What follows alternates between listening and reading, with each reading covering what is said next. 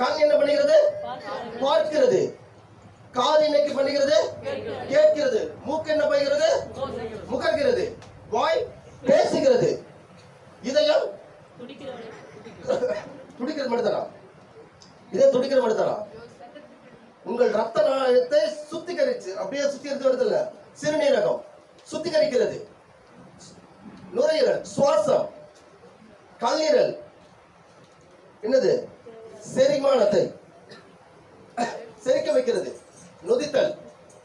இப்படிப்பட்ட அவயங்கள் ஒவ்வொன்றாய் இருந்தாலும் அவை எல்லாம் ஒரே தொழிலை, ஒரே வேலை. தொழில்னா தொழில் கொடுக்கக்கூடிய வேலை. அதற்கு என்ன அர்த்தம்? ஒரே வேலை செய்கிறதா?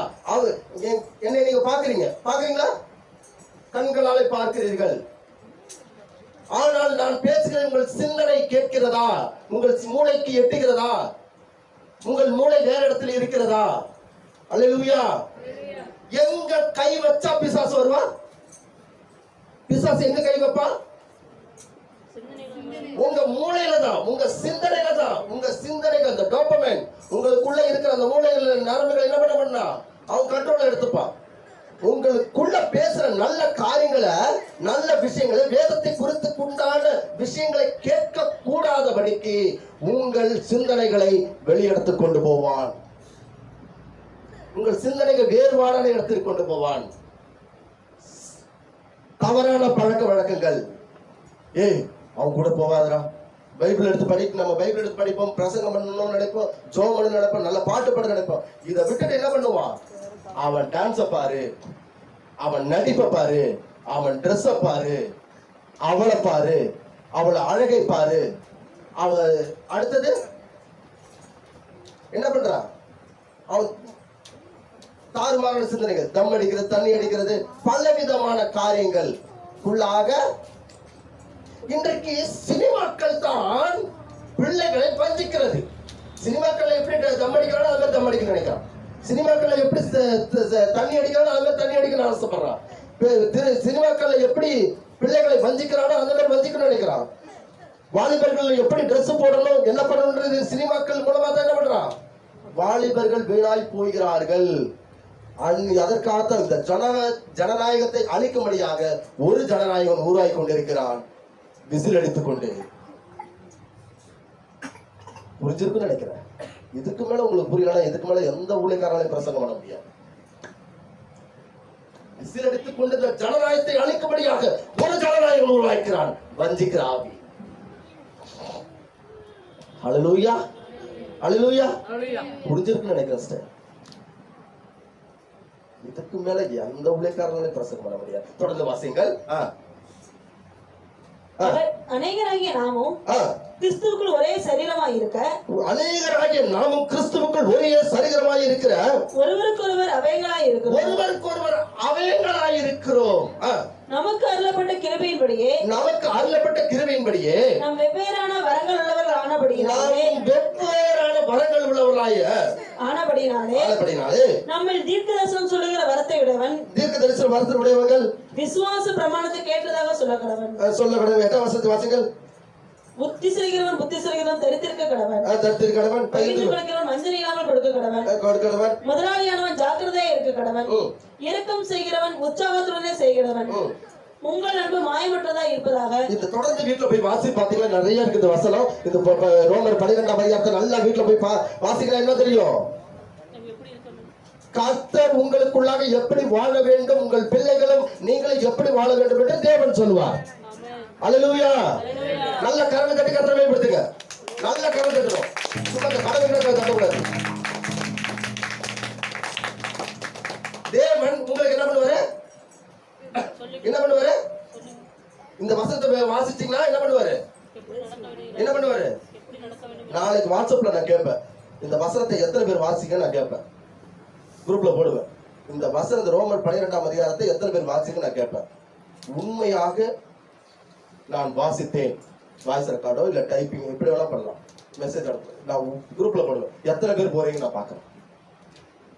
இன்னைக்கு நான் சொல்லவில்லை, நான் யாரையும் குற்றப்படுத்துவதற்காக, யாரையும் குறை சொல்வதற்காக நான் வரவில்லை. இன்றைக்கு வஞ்சிக்கிற ஆவிகள் திரிந்து கொண்டிருக்கிறது. எச்சரிக்கையாயிருங்கள்.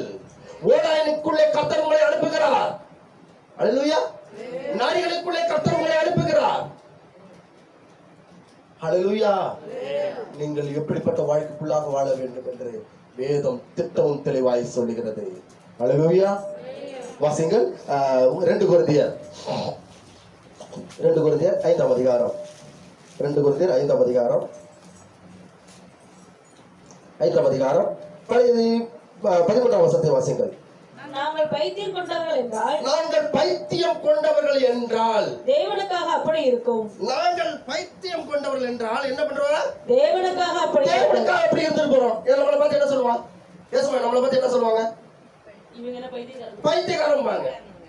ஏன்னா இவனுக்கு அல்லேலூயான்றானுங்க, ஜோமன்றானுங்க, டிவி பார்க்க கூடான்றானுங்க, இப்படி இருக்கணும்ன்றானுங்க, அப்படி இருக்கு, அந்த தண்ணி அடிக்க கூடான்றாங்க, தம் அடிக்க கூடான்றாங்க. என்ன கொடுத்த வாழ்க்கையை நல்லா என்ஜாய் பண்ணணுமே, நல்லா ஜாலியா இருக்கணும். ஒரே ஒரு வாழ்க்கை தான். ஏன் பாக்கியாக்கா? ஒரே ஒரு வாழ்க்கை. நல்லா குடிக்கலாம், நல்லா சிகரெட் அடிக்கலாம். ஏன் ரமேஷ் அண்ணா?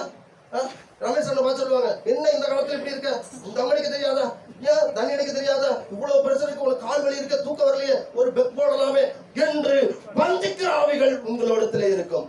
உனக்கு உதவி செய்வதற்கு ஒருவன் வரமாட்டான். இதே கால் முடியல, வலிக்குது, இந்த வா உன்னை ஹாஸ்பிட்டலுக்கு கூட்டு போறேன். அண்ணா வாங்க நான் ஹாஸ்பிட்டலுக்கு கூட்டு அண்ணா வாங்க நான் ஹாஸ்பிட்டலுக்கு கூட்டு போறேன். உங்க கால் மருத்துவத்துக்கு என்னால முடிஞ்சதை நான் செய்யறேன். உங்க வீட்டுக்கு அரிசி பருப்பு இல்ல, கஷ்டத்துல இருக்கீங்களா, நான் அதுக்கு செய்யறேன். உங்க குடும்பத்திற்கு அதை செய்யறேன் அப்படின்னு எவனும் வரமாட்டான். நீங்கள் விழுவதற்கு ஒரு கூட்டம் வரும். நீங்கள் விழுந்து போவதற்கு உங்களுக்கு ஒரு கூட்டம் வரும். எனக்கு பாக்கியாக்காவுக்கு ஞாபகம் இருக்கா இல்லையோ, எனக்கு இன்னும் நல்ல ஞாபகம் இருக்கிறது. ஒரு 9 ஆண்டுகளுக்கு முன்பதாக அக்காவுக்கு ஞாபகம் இருக்கா இல்லையான்னு எனக்கு கத்தருக்கு பயன் சொல்றீங்கன்னு தெரியாது. ஆனால் நான் எனக்கு இன்னும் என் மூளையில ஓடுகிற நிறைய நாட்கள் நான் எனக்கு நினைவு வரும் பொழுதெல்லாம் அந்த நாட்கள் நினைச்சு பார்ப்பேன். அக்கா அந்த வீட்டுல இருக்கும் பொழுது முத நான் அந்த ஈரோடு பட்டணத்திற்கு ஊழியத்திற்கு வரும் பொழுது நாட்கள்ல வரும் பொழுது முத அந்த அக்கா வீட்டுக்கு நான் போனேன். போகும் பொழுது அந்த கதவை திறப்பேன், அந்த அக்கா உட்கார்ந்து இருக்கிறது பார்ப்பேன். நானும் ஐயாவும் போகும் பொழுது அப்போ நான் ஒரு வார்த்தை சொன்னேன். கர்த்தர் இந்த பகுதியிலே உங்களை தலை நிமிர செய்வார் என்று சொன்னேன். அநேகருக்கு முன்பதாக நீங்கள் தலை நிமிர்ந்து இருப்பீங்கன்னு சொன்னேன். நான் எதை சொன்னேன், ஒரு 6 மாசம் இருக்குமாக்கா. அதுக்கு அடுத்தது கர்த்தர் அவங்களை எங்கேயோ கொண்டு போறாரு. இப்பதான் கர்த்தர் அநேகருக்கு முன்பதாக கர்த்தர் உயர்த்தி வச்சிருக்கிறார். அல்லேலூயா. நான் தீர்க்க தரிசனமா நான் சொல்லல, தேவன் சொன்னாரு, டேய் கர்த்தர் உயர்த்துவார். நான் இதுவே பல குடும்பத்தை சொல்லிருக்கேன். பல குடும்பங்கள் எனக்கு ஃபோன் பண்ணி சொல்லுவாங்க, இன்னைக்கு ஐயோ உங்க பிரதர் உங்க வாயிலிருந்து வார்த்தைகளை கர்த்தர் அங்கே இருந்து இன்றைக்கு இப்படி வச்சிருக்காரு. போன வாரத்தில் ஒரு சகோதரி எனக்கு ஃபோன் பண்ணாங்க, பிரதர் நீங்க 2 வருஷத்துக்கு முன்னாடி எங்க வீட்டுக்கு வந்து ஜெபம் பண்ணிட்டு இந்த காரியத்தை சொல்லிட்டு போனீங்க. இந்த நாட்களில் எங்க வீட்டுல சமாதான சந்தோஷத்தோடு கர்த்தர் ஒரு வாகனத்தோடு எங்களை வைத்திருக்கிறார். அல்லேலூயா. நான் நிறைய பேருக்கு சொல்லியிருக்கேன், சொன்னது எல்லாம் நடக்கும், கால தாமதம் ஆகும், சலத்தில் ஆகலாம், ஆனால் நிறைவேறும் காலம் உங்கள் கையிலே இருக்கிறது. அல்லேலூயா. கரெக்டானே? நிறைவேறும் காலம் கர்த்தர் கரங்களிலே. நீங்க ஏற்ற காலத்தை உயர்த்தும்படி பலத்த கரங்களில் அடங்கியிருங்கள். அல்லேலூயா. பலத்த கரங்கள் அவருடைய கரங்கள். நீங்களும் நானும் அவருடைய பிள்ளைகள். ஆமென். நீங்களும் நானும் அவருடைய பிள்ளைகள். கரம் அவருடையது. அவர் கரத்திலே நீங்களும் நானும் அவருடைய பிள்ளைகள். ஏற்ற காலத்தில் உயர்த்தும்படி அப்படி பலத்த அம்மா சொன்னாங்க, நீண்ட காலம் நான் வீடு கட்டணும்னு. கர்த்தர் வீடு கட்ட ஆரம்பித்து வழி வாசலை திறந்து விட்டு கதவுகளை வைத்து விட்டார், செவர்களை வைத்து விட்டார், சிமெண்டை பூச விட்டார், தண்ணி எடுப்பதற்கு மோட்டர் போறதுக்கு எல்லாம் ஆட்களுக்கு எல்லாம் பண்ணி விட்டார். இவ்வளவு செய்த கர்த்தர் வீட்டை அழகுபடுத்த அவரால் கூடாதா? அல்லேலூயா. இப்ப சொல்ற உங்கள் வீட்டுகள் அநேக ஆசீர்வாதங்களாக இருக்கும். உங்கள் வீடுகளை கொண்டு அந்த பகுதியில் ஒரு எழுப்புதல் உண்டாகும். அல்லேலூயா. கதவை கட்டி கர்த்தரை மேம்படுத்துங்க. அம்மாவுக்கு ஞாபகம் இருக்கும், அவங்க வீட்டுல இதே ஜெபத்தை நான் பண்ணிட்டு வந்தேன். உங்களை கொண்டு கர்த்தர் நடத்துவாருமா. உங்க அன்னைக்கு அவங்க அம்மா மறந்துருப்பாங்க. எல்லாம் யார் வீட்டுல என்னென்ன தரிசனம் சொன்னாலும், என்ன தீர்க்க தரிசனம் சொன்னாலும், என்ன ஜெபத்தை பண்ணணும், தீர்க்க தரிசனம் வச்சுக்காரு. எந்த வீட்டுல என்னென்ன ஜெபம் பண்ணா அத்தனையும் நான் எழுதி வச்சிருக்கேன், இருதயத்துல எழுதி வைத்துக் கொண்டிருக்கிறேன். அம்மா வீட்டுல சொன்னாங்க, அன்னைக்கு அம்மா சொன்னாங்க, எனக்கு தரிப்பட்ட ரொம்ப இதா இருக்கு, தொழில் அப்படி இப்படின்னாங்க. உங்களை வர்த்திக்க பண்ணுவாருன்னு இன்றைக்கு கர்த்தர் வர்த்திக்க பண்ணிட்டு இருக்காரு. ஏன்? அவருக்கு முன்பதாக வழியோடு எனக்கு வழி இருந்தது, வழியோடு சற்று பலியை செலுத்தினேன். அல்லேலூயா.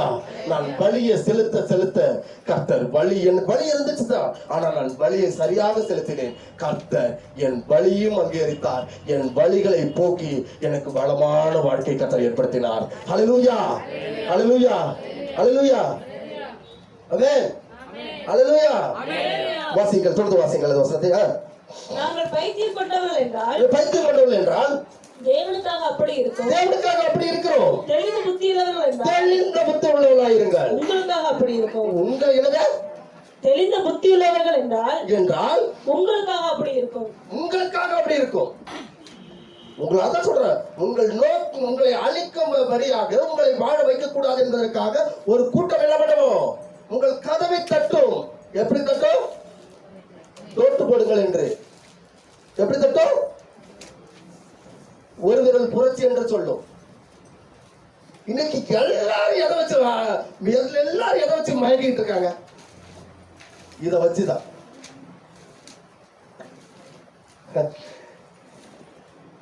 எனக்கொத்தாசை வரும் பர்வதம் நேராயின் கண்களை ஏறெடுப்பே. எல்லாம் சேர்ந்து பாடலாமா? எனக்கொத்தாசை வரும் பர்வதம் நேராயின் கண்களை ஏறெடுப்பே. வானமும் பூமியும் படைத்த வல்ல தேவனிடமிருந்தே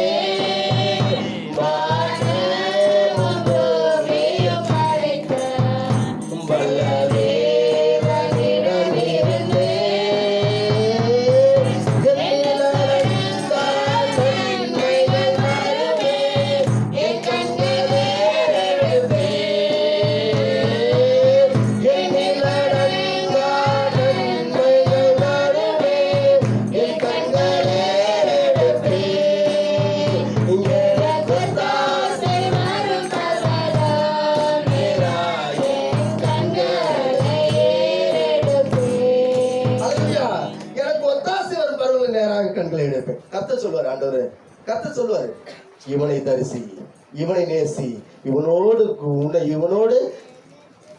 இவனோடு பழகு, இவனோடு இரு, இவனோடு பழகு என்று கர்த்தர் சொல்லுவார். நாட்டின் தலைவன் இவன் தான் இருக்கும், இவன் தான் இருக்க வேண்டும். நாட்டின் தலைவனாக இவனுக்கு இருக்க வேண்டிய தகுதி இவனுக்கு மட்டும் தானே இருக்கிறது. நான் மீண்டும் சொல்லுகிறேன், வீட்டுக்கு திருடன் வந்து திருடி கொண்டு ஒரு ஃப்ரிட்ஜையோ ஒரு வாஷிங் மிஷினோ ஒரு டம்ளரை திருடி போயிட்டா சம்பாதித்துக் கொள்ளலாம். உன் வீட்டுக்குள்ள பேயை விட்டால்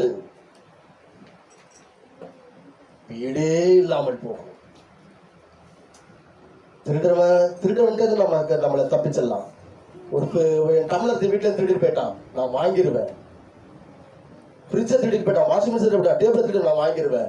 ஆனால் பேயை உள்ள விட்டீர் என்றால் வீட்டையும் அழித்து விடுவான், நாட்டையும் அழித்து விடுவான். அல்லேலூயா.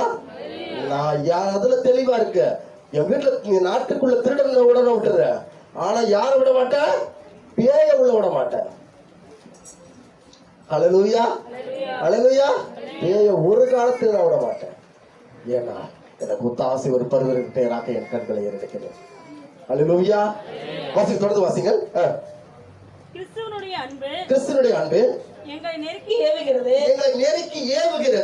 ஏனென்றால் எல்லாருக்காகவும் ஒருவரே மரித்திருக்க எல்லாரும் மரித்தார்கள் என்று பிழைத்திருக்கிறவர்கள் இனி தங்களுக்கென்று பிழைத்திராமல் தங்களுக்காக மரித்து எழுந்தவர்க்கென்று பிழைத்திருக்கும்படி அவர் எல்லாருக்காகவும் மரித்தார் என்று நிதானிக்கிறோம். அல்லேலூயா. எல்லாருக்காகவும் மரித்தார் என்று நிதானிக்கிறோம். இந்த நிதானம் அவன் என்ன பண்றான்? நிதானத்தை கெடுக்கதவா? கடுதலமா? எது கெடுக்க வரா? இந்த நிதானத்தை. அக்கா நீங்க முன்னாடி மாதிரி இல்லக்கா, பாப்பா நீங்க முன்னாடி மாதிரி இல்ல, பாப்பா ஆனா நீங்க முன்னாடி மாதிரி இல்ல, தம்பி நீங்க முன்னாடி மாதிரி இல்ல. உங்க நிதானத்தை இல்ல, நீங்க ரொம்ப பேசுறீங்க, ரொம்ப இதா பண்றீங்க, ரொம்ப இது பண்றீங்க. ஒருத்தவங்க வந்து உங்கள்ட்ட சொல்றாங்கன்னு வச்சுங்க, உங்களுக்கு எப்படி இருக்கும்? எப்படி இருக்கும்? வருத்தமா இருக்கும்.